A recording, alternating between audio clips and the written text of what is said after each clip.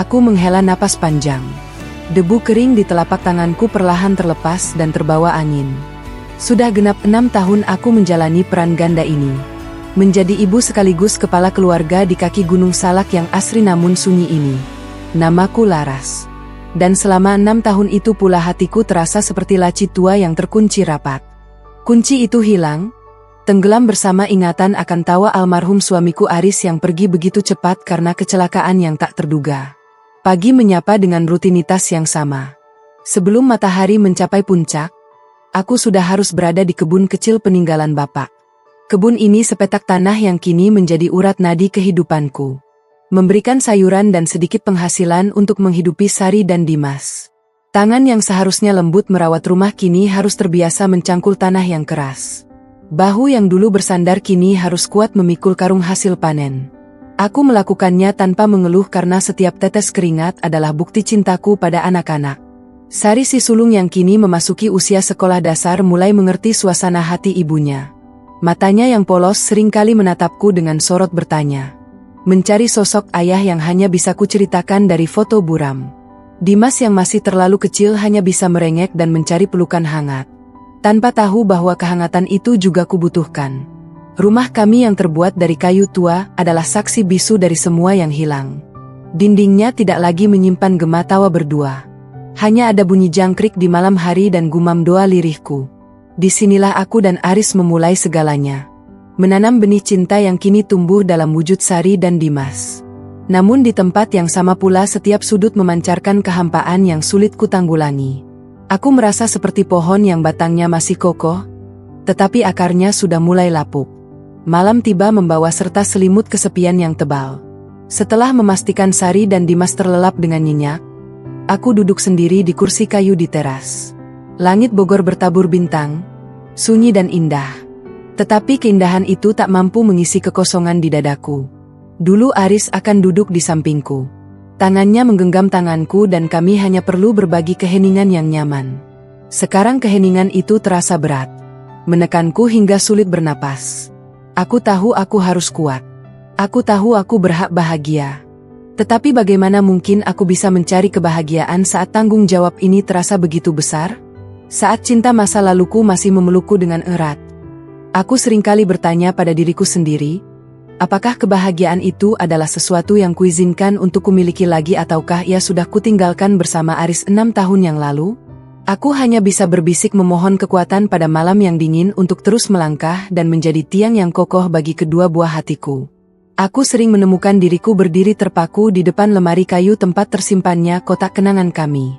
Kotak itu berisi surat-surat lama, karcis bioskop yang sudah usang, dan yang paling menyakitkan, sepasang sandal jepit milik Aris yang terakhir kali ia pakai. Mengapa aku masih menyimpannya? Mungkin karena aku takut jika semua kenangan itu kubuang, maka Aris akan benar-benar hilang dari dunia ini, hilang dari ingatanku. Setiap hari adalah perjuangan melawan bayangan. Di dapur, saat aku mengulek bumbu, aku ingat bagaimana Aris dulu suka menggodaku dengan mencolek sedikit sambal ke hidungku. Di sumur saat aku menimba air, aku teringat betapa ia selalu melarangku melakukannya karena takut aku kelelahan. Bahkan aroma sabun cuci yang ia sukai masih tercium samar di baju-baju lamanya yang kusimpan rapi. Semua ini bagaikan rantai tak terlihat yang mengikatku pada masa lalu. Sari dan Dimas adalah cahaya terbesarku. Tetapi ironisnya mereka juga yang paling sering mengingatkanku pada Aris. Sari mewarisi senyum miringnya yang jahil. Sementara Dimas memiliki mata bundar yang sama persis. Aku berusaha keras agar mereka tidak melihat air mata ibu mereka. Di siang hari aku selalu menampilkan wajah yang ceria, bercerita tentang kebun, atau menemani mereka bermain boneka dan mobil-mobilan kayu. Tetapi begitu mereka tertidur, pertahanan itu runtuh. Pernah suatu malam, Dimas tiba-tiba terbangun dan menangis mencari ayahnya. "Ayah mana? Bu?" "Dimas rindu ayah," katanya dengan suara serak. Jantungku serasa diremas. Aku hanya bisa memeluknya erat, menenangkannya dengan bisikan lembut sambil berbohong bahwa ayah sedang menjaga kebun di langit. Malam itu aku menangis lebih lama dari biasanya. Rasa sakit ini, rasa sakit karena harus membohongi anakku sendiri demi melindunginya dari kenyataan, terasa jauh lebih berat daripada beban mencangkul tanah seharian. Aku tahu jika aku terus hidup dalam bayang-bayang ini, aku tidak akan pernah bisa maju. Aku akan menjadi ibu yang hebat, tetapi aku tidak akan pernah menjadi wanita yang utuh. Aku ingin memberikan lebih dari sekadar makanan dan pakaian untuk Sari dan Dimas. Aku ingin memberikan mereka ibu yang bahagia, ibu yang bersemangat menyambut hari. Sambil merapikan laci, tanganku menyentuh selembar foto pernikahan kami. Di foto itu, Aris tersenyum lebar. Matanya memancarkan kehangatan yang tak tertandingi. Aku terlihat begitu muda dan polos. Jemariku menyentuh wajahnya yang kini hanya ada dalam ingatan. Kenangan itu indah, tetapi juga mematikan. Aku merindukanmu, bisikku pelan. Dan untuk pertama kalinya setelah sekian lama aku membiarkan diriku tenggelam dalam kesedihan. Air mata mengalir deras, membasahi foto itu. Aku tahu bahwa mencintai kenangan adalah hal yang wajar. Tetapi aku juga mulai menyadari bahwa aku tidak boleh membiarkan kenangan itu merampas seluruh masa depanku. Aku berjanji pada diri sendiri esok hari aku harus kembali mengumpulkan pecahan hatiku dan mulai menata kembali hidup ini. Meskipun aku belum tahu bagaimana caranya. Panas terik siang itu terasa membakar kulit. Aku sedang berjuang mengangkat karung berisi singkong hasil panen yang terasa sangat berat. Melebihi kemampuan tenagaku, napasku tersengal dan peluh membasahi seluruh punggungku. Aku mencoba mendorong karung itu sedikit demi sedikit ke arah gubuk kecil tempat penyimpanan. Tetapi kakiku terasa seperti jeli. Tiba-tiba sebuah tangan kokoh meraih ujung karung itu. Dalam sekejap, karung yang tadinya terasa seperti batu besar itu terangkat dengan mudah dan diletakkan tepat di tempatnya. Aku mendongak, terkejut dan sedikit malu karena terlihat begitu rapuh. Itu adalah Bayu, teman masa kecil Aris yang kini tinggal tidak jauh dari daerahku. Jangan memaksakan diri, Laras. Nanti punggungmu sakit, katanya dengan senyum tulus yang menenangkan. Matanya memancarkan rasa peduli yang dalam tanpa ada sorot menghakimi sedikit pun. Astaga, Bayu, kenapa kau di sini? Aku bisa melakukannya sendiri, jawabku, mencoba menyembunyikan rasa lega yang luar biasa. Aku melihatmu dari jauh. Tidak ada salahnya seorang teman membantu, kan? Bayu segera meraih cangkulku dan mulai membersihkan rumput liar yang sempat terlewat olehku. Bayu adalah pria yang baik. Ia memiliki ketulusan yang jarang kutemui. Sejak Aris tiada, Bayu sering mampir, kadang membawa sedikit hasil tangkapan ikan atau sekadar memperbaiki atap rumah yang bocor. Ia melakukannya tanpa meminta imbalan, selalu menjaga jarak yang sangat terhormat. Seolah-olah ia adalah perpanjangan tangan dari mendiang suamiku. Kehadirannya di kebun ini memang membawa angin segar. Tubuhnya yang tegap dan tenaganya yang kuat sangat membantuku. Dalam waktu singkat, area kebun yang tadinya masih berantakan kini terlihat rapi dan siap untuk ditanami bibit baru. Aku mengamati gerakannya. Ia bekerja dengan cekatan.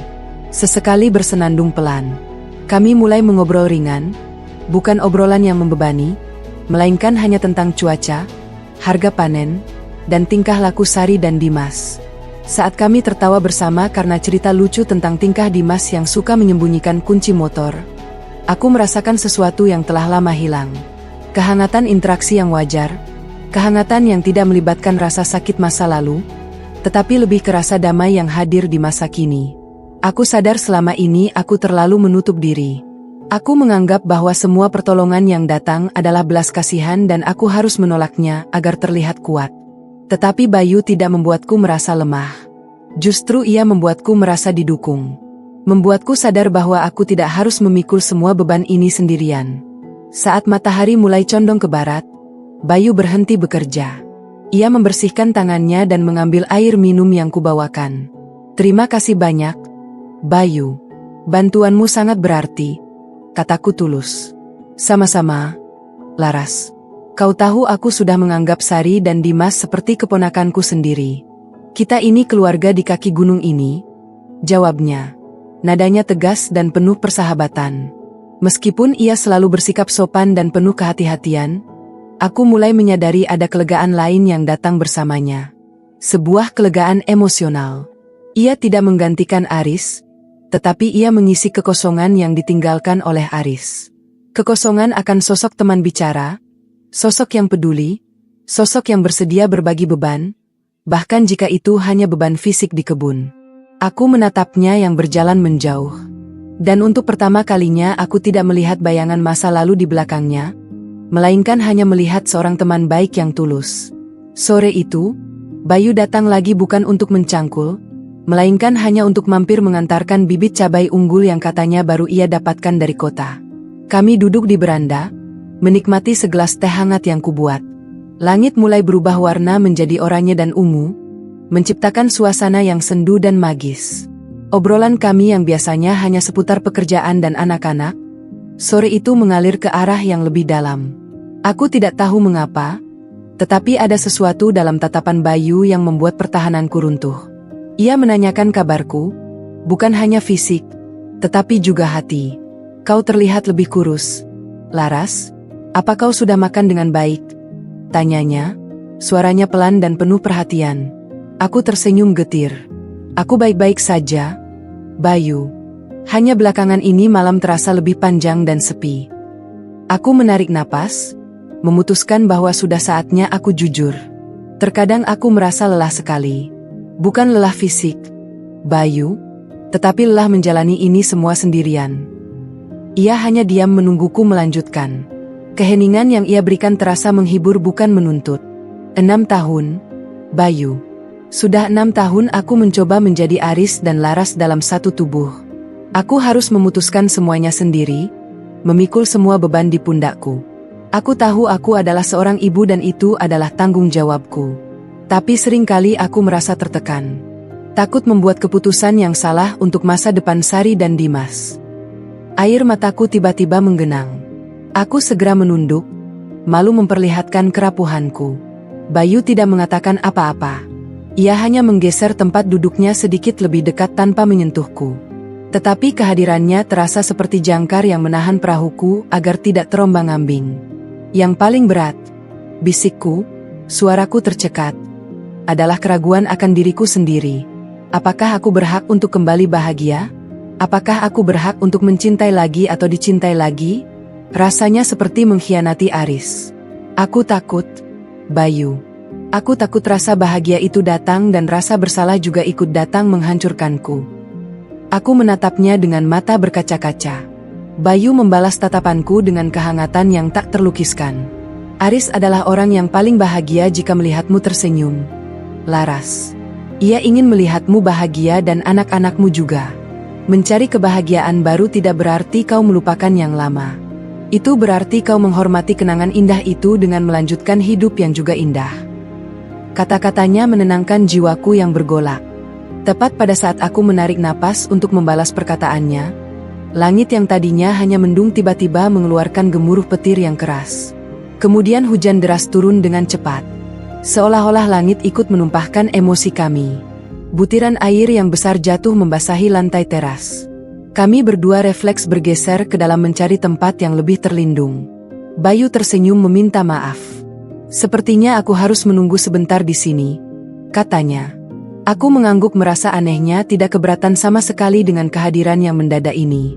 Hujan turun dengan intensitas yang luar biasa membuat jalan setapak di depan rumah kami berubah menjadi sungai kecil berlumpur. Suara gemuruh air yang jatuh ke atap seng menciptakan suasana yang sunyi namun anehnya terasa akrab. Bayu dan aku duduk di ruang tengah yang remang-remang hanya diterangi oleh lampu minyak kecil. Sari dan Dimas sudah terlelap di kamar, terlindungi dari badai di luar. Percakapan kami berlanjut, tetapi kini jauh lebih tenang dan jujur. Kami membahas mimpi-mimpi yang belum tercapai, penyesalan masa lalu, dan ketakutan akan masa depan.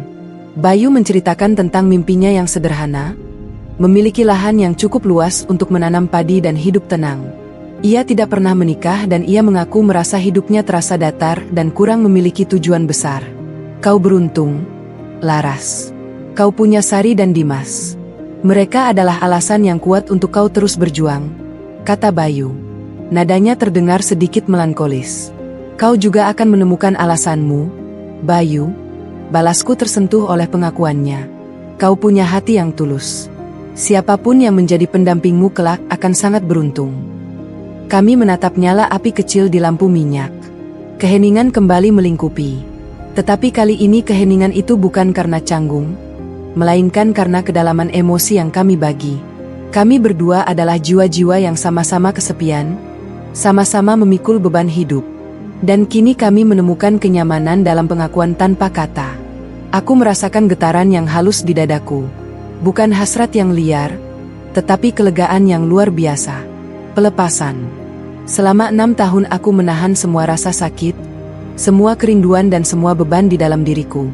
Malam ini di bawah gemuruh hujan dengan kehadiran Bayu yang tulus dan penuh pengertian, aku merasa beban itu terangkat.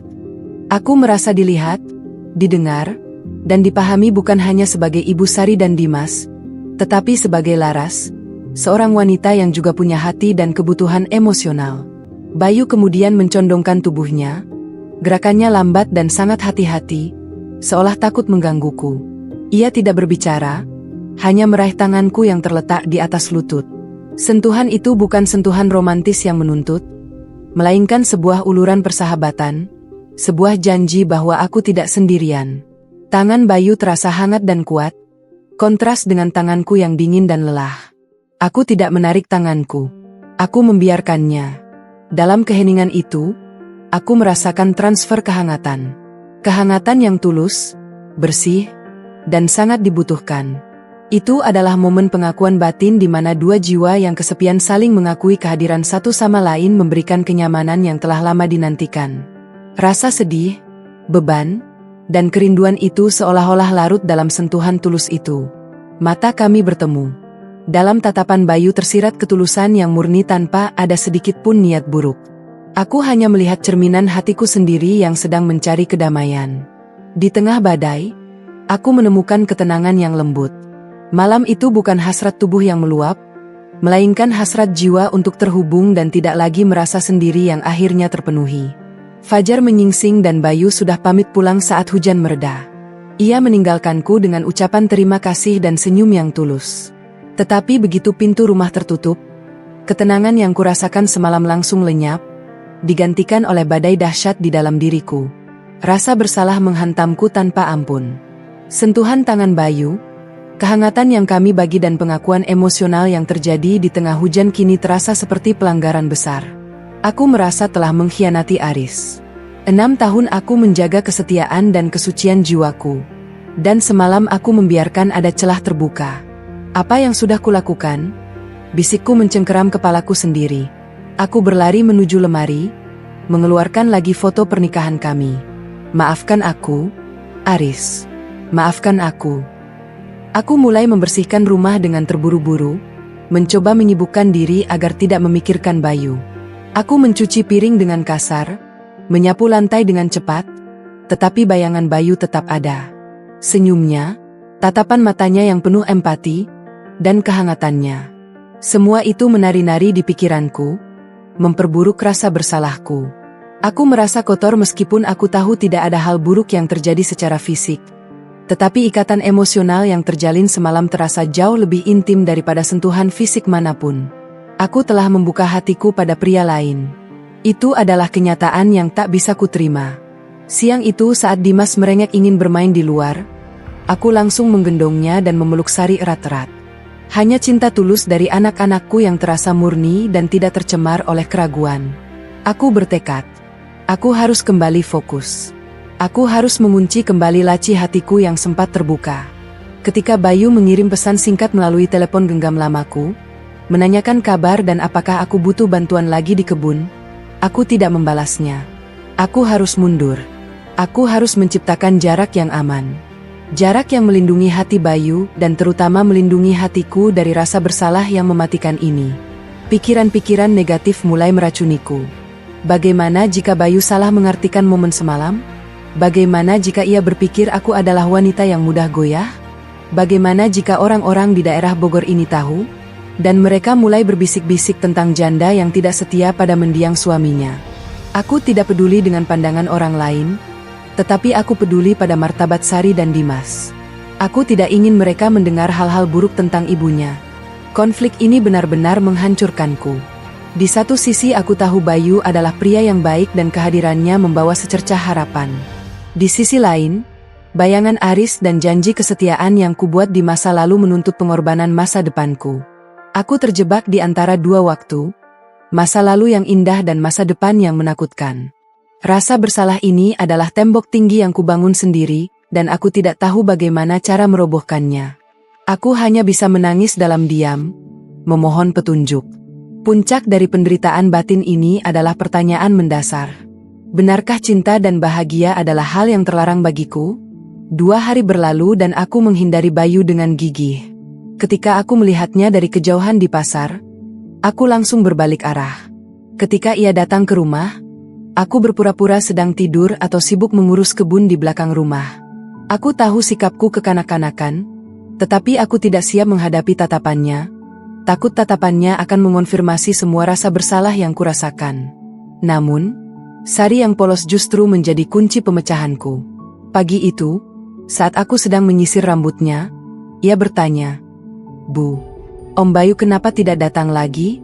Dimas rindu Om Bayu yang suka mengajaknya bermain." Pertanyaan sederhana itu menusukku. Aku menyadari kebahagiaan yang kucari bukanlah untuk diriku sendiri, tetapi untuk anak-anakku. Bayu telah membawa keceriaan dan rasa aman bagi Sari dan Dimas.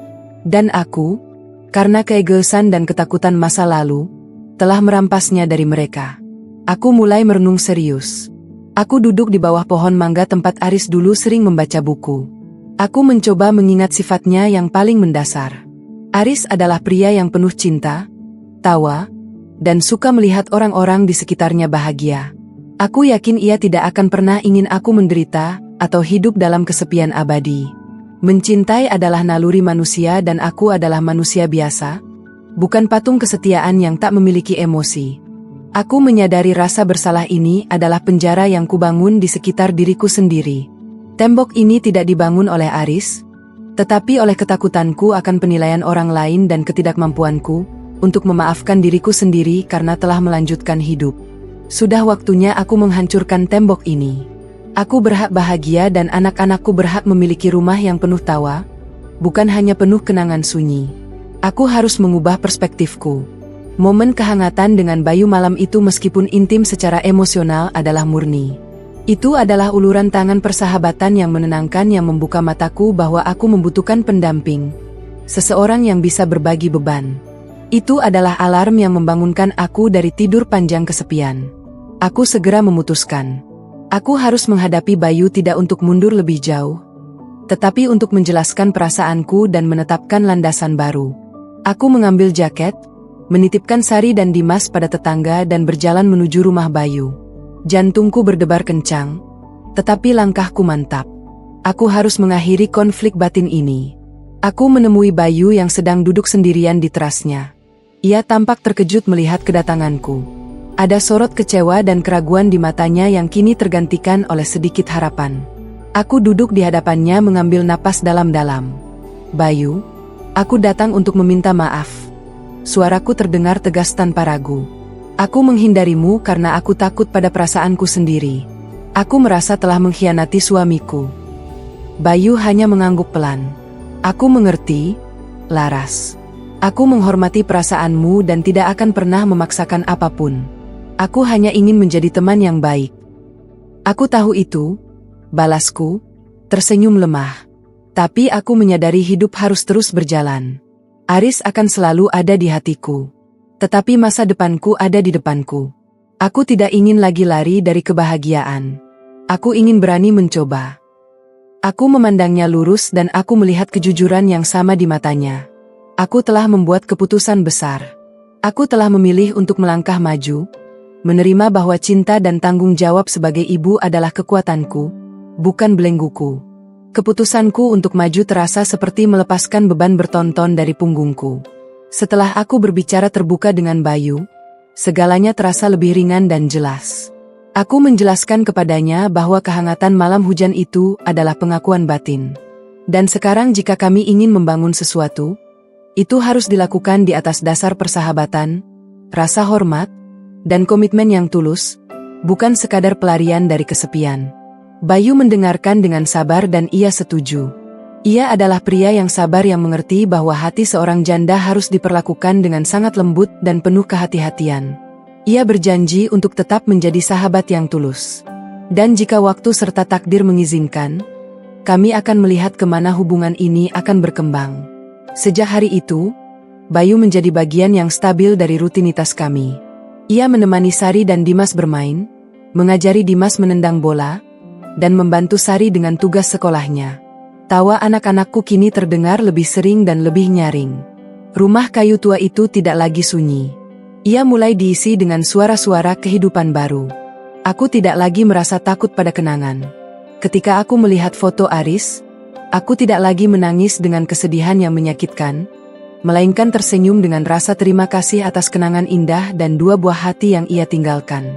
Aris akan selalu menjadi bagian penting dari diriku, tetapi ia tidak lagi menjadi jangkar yang menahanku. Cinta yang kurasakan kini berbeda. Bukan lagi cinta yang meledak-ledak dan penuh gairah seperti masa mudaku, tetapi cinta yang matang yang tumbuh dari rasa hormat, dukungan, dan saling mengerti. Dengan Bayu, aku menemukan kedamaian, rasa aman, dan kepastian bahwa ada seseorang yang akan berdiri di sisiku, berbagi setiap suka dan duka. Suatu sore aku berdiri di beranda, menikmati matahari yang terbenam. Sari sedang asyik menggambar di meja, sementara Dimas tertidur pulas di pelukan Bayu yang duduk di kursi rotan. Pemandangan itu, pemandangan kesederhanaan dan kebahagiaan yang baru membuat hatiku dipenuhi rasa syukur. Aku menoleh ke arah Bayu, ia tersenyum. Senyum yang kini terasa seperti rumah bagiku. "Terima kasih," bisikku. "Untuk apa, Laras?" tanyanya pelan. "Untuk segalanya, untuk menunjukkan padaku bahwa aku masih berhak untuk dicintai dan bahwa kebahagiaan itu tidak perlu terburu-buru. Ia bisa datang pelan-pelan setulus mentari pagi." Bayu hanya tersenyum lagi, mengangguk dan menguatkan pelukannya pada Dimas. Aku menyandarkan kepalaku di daun pintu, menatap langit senja. Rasa kesepian yang dulu begitu menusuk kini telah digantikan oleh harapan yang hangat. Aku telah melewati 6 tahun kegelapan dan kini aku siap menyambut mentari baru yang bersinar di kaki gunung ini. Aku, Laras, telah menemukan kekuatan dalam cinta dan tanggung jawab sebagai seorang ibu. Dan kini aku juga telah menemukan keberanian untuk kembali menjadi seorang wanita yang utuh dan bahagia.